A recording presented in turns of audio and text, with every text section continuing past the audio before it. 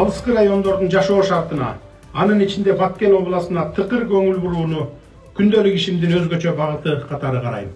Улуу инсандын жолун жолдоп, элимдин, өлкөмдүн келечеги үчүн ак эмгегим менен таза иштеп берсем деп тилек кылам. Аларды сактоо кыйын болгондуктан баа арзан мезгилде сатылып кетип, дыйкандарыбызга, багбандарга маселе жаратууда. Менин атам жыл 12 ай Россияда менен менин атама Кыргызстандан жумуш таап бериң. Мен атамдын мээримиге зармын. Атам алдында болушун каалаймын. Биз 5 бир тууганбыз. Сизди урматтап, мен рахатайлы. Көкүрөгүбүздө турат мунун баары.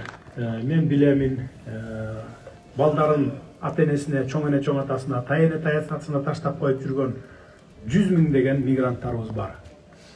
Шу балдарына, айылына келгенге зар болуп, абасын жутканга, суусун ичкенге зар болуп жаткан ушу жерде балдарыбыз, кыздарыбыз бар.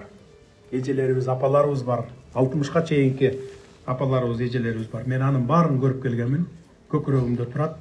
Кудай буюрса, пландарыбыз бар, долбоорлорубуз, чоң улуттук долбоорлорду ишке ашырып жиберсек, Кудай буюрса 2-3 жылдын ичинде турмушубуз жакшырып калат.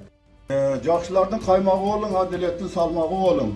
Өз элиңизде борчтуу болуң, өзгөлөргө доңктуу болуң. Кишиге жоткондо жол болсун. Кожоюп кыдыр жулоуда болсун. Амин. Балбан болсун билектери. Амин. Ели журтуга таза болсун жүрөктөрү. Алладан неме тилек тилесек келе берсин тилектери.